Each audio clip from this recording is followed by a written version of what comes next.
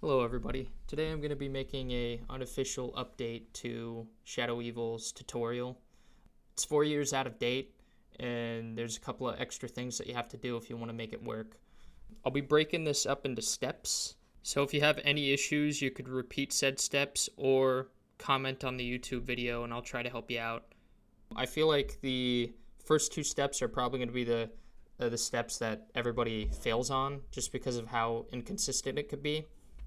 Other than that, let's get started. For your first step, you're going to want to go to Steam, go to Borderlands, scroll down, go to Manage My DLC, and unselect Borderlands 2 Commander Lilith in the Fight for Sanctuary, as it causes issues with the co-op mod.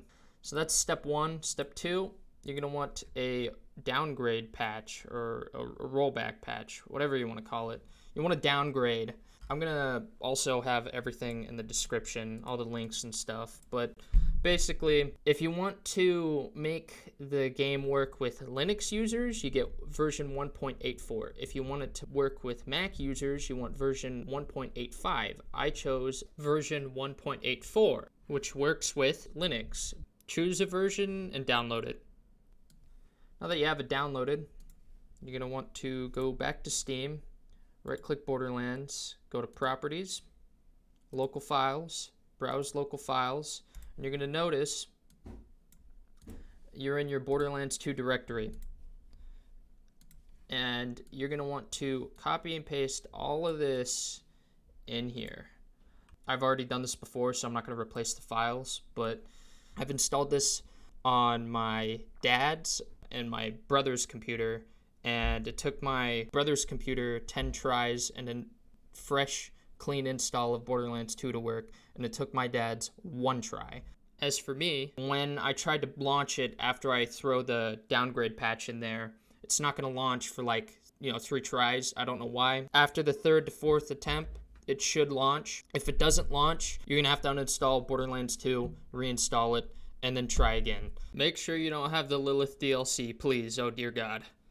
I'm going to boot it up and show you guys how you can tell Borderlands 2, downgraded. For starters, you're going to want to go to matchmaking. So matchmaking, match browser, boom, bottom right, version 1.84. Congratulations, step 2 is done.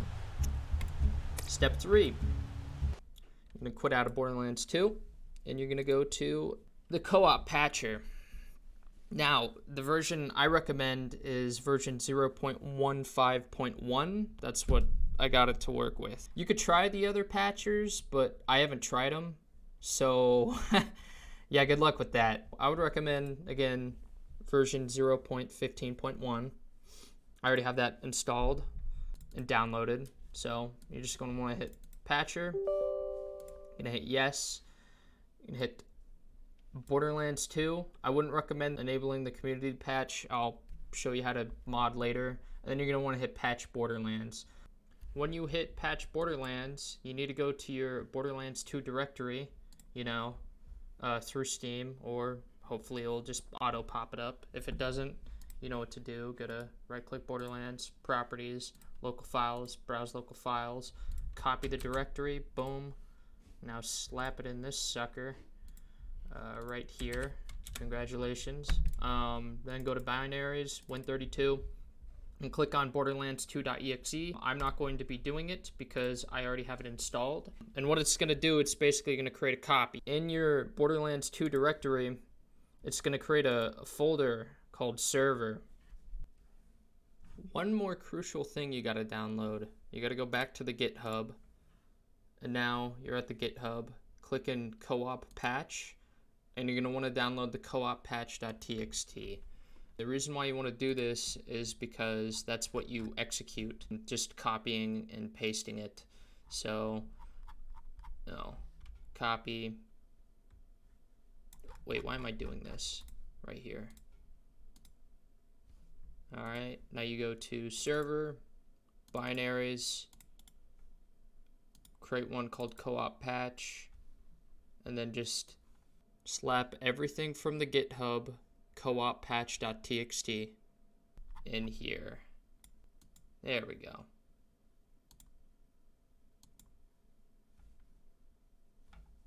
this is how you run the mod. It should also create a desktop icon called Borderlands 2 Robeth's Unlimited Co-op mod. It worked on the first try for me. I don't know how lucky you have to get for it to work, but I'll tell you the signs that, the mod is working. So I'm going to boot it up. It's going to throw console at you. There's a good chance it's working if it doesn't instantly crash. If the console doesn't crash, that's good. That's how you know it's installed pretty well.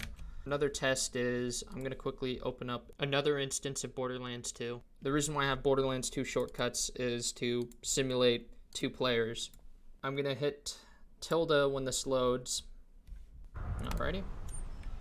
I'm going to hit tilde. I've opened up the console. I'm going to type in execute cooppatch.txt.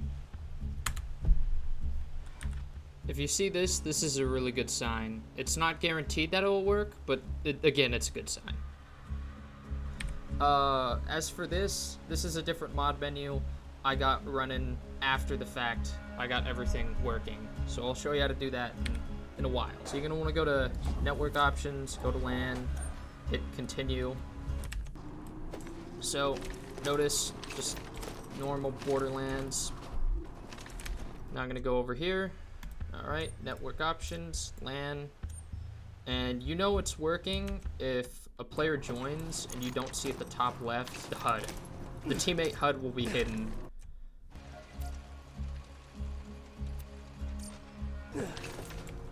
All right, joining.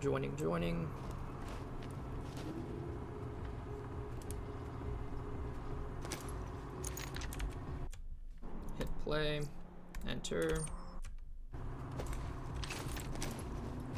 Alright, notice how there's no, teammate UI. None of that. That's how you know you got it working. Congratulations. That's step 3 done. The next 2 steps are optional, so take it or leave it. But they are highly recommended that you do. You don't have to, but I highly recommend it. There's only 2 more steps you gotta do. I'm so sorry. It is time consuming and it is tedious, but the first 2 parts are probably the hardest. Step 4, hex editing. I would recommend you do this. You're going to want the hex multi-tool and Borderlands Community Mod Manager.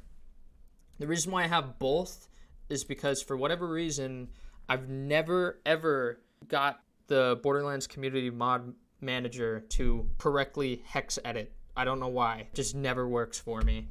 So my fix to this is download the Borderlands hex edit tool and start it. You're going to want to select your path, i.e. your directory. So go back to your directory, and you're going to want to do this for normal Borderlands and the server Borderlands.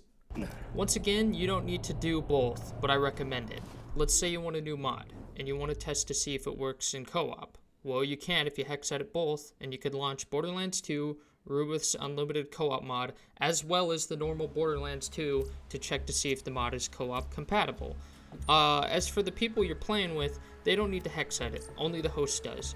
But again, I still recommend it, as if you're running mods that change skills around, such as the unofficial community patch, the skill changes that are needed and or made are not visible to clients that don't have the mod.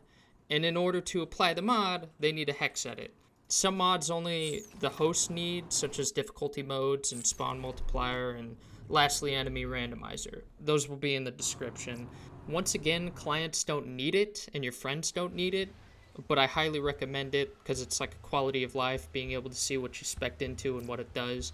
And again, not all mods are the client doesn't need. Some of them are just host. Only the host needs. You'll kind of figure it out if you test it. Anywho, this last part is basically me showcasing that, yeah, you're able to see the changes as the client if you hex edit. Anyway, tangent over. Goodbye. Back to hex editing. As I should mention, if you're the host, you're gonna need to do mostly everything twice. If you're playing, trying to join a host, you only need to do this thing once. So we'll do the host path real quick. So you're gonna want to go to, you're at your Borderlands 2 directory, go into server, binaries, win32, and then Borderlands2.exe, click on that, hit open, and then you're going to hit the Borderlands 2 icon. Now, since I've already done this, it's going to ask if you want hex edit. Hit OK, hit yes, is basically what I'm saying, because that's what makes it possible to open the console and all that whatnot and run mods. We've done basically everything. This is kind of optional. Setting your console command to tilde.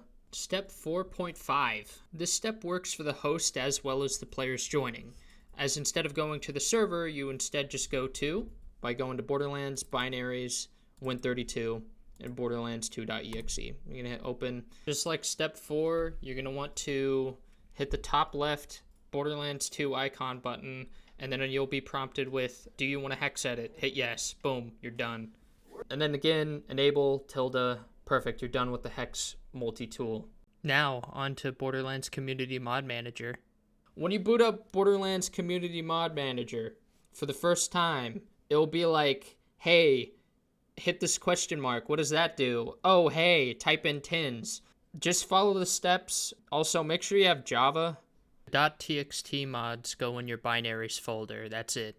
So I usually put my Community Mod Manager in my directory, my Win32 directory, but you don't got to do that. So I'm going to hit launch. Now, as you can see, these .txt files you can configure. If you hit file, open, and then here's that patch I was telling you about, unofficial community patch, and you hit open, congratulations, you've opened it. And now you can do what you want with it. You could enable nerfs, you can buff stuff, you can make the visuals less dumb. I highly recommend that when playing with more than 5 people, because you will be flashbanged. Tools that I recommend. Hit tools, set up game files for mods. You're going to want to click that. Now here's why I don't use the Community Mod Manager. Because it auto defaults to not your server. So that's the reason why I had you hex edit after you got everything set up. So as you can see, hex edit executable already installed. You don't need to remove array limit, but I do. Haha, funny. Quicker starter up, I recommend that. As for everything else, just hover above the name and it'll give a brief description. That's the TED Talk version of Borderlands Community Mod Manager. Last step, step 5, Python mods. Once again, links to the mods and everything will be in the description. Download the latest release. I already have it downloaded, so I'm just going to pop that up. Once that's downloaded, go to your Borderlands 2 directory, go to server, binaries, and Win32, and slap that in there. Clients could also do this, but I don't recommend it. To access said mods, it's just a mods folder in the Win32 directory for Python specifically. Don't put the .txts in here. Know the Python mods are working when there is a mods button in the main menu. You can now enable and disable Python mods. If you have any questions, take to the comments. I can try to answer them, but I'm not a magician, so have a great day. Once your 5th player joins, everybody's going to be invincible. And to fix that, you just execute the co-op patch again. When people join, I'll show you that bug. A couple of other bugs is like cars sometimes spawn with 20 HP. Sometimes movement kill skills such as Zero's follow through. Sometimes the movement speed gets bugged on that and you move at like Mach 10. I'll send you the Steam guide. I'll send all the guides and all the stuff again in the description. Sure, there we go. Let's go over to, as you can see, 5 players in the game. However, again, that bug, that awesome damage bug, will be present. Give me a second while I showcase that. You'll also notice that teammate name tags do not work beyond 5 players. Notice how I'm not taking any damage whatsoever. And then execute co-op patch. And I'm nearly dead. I am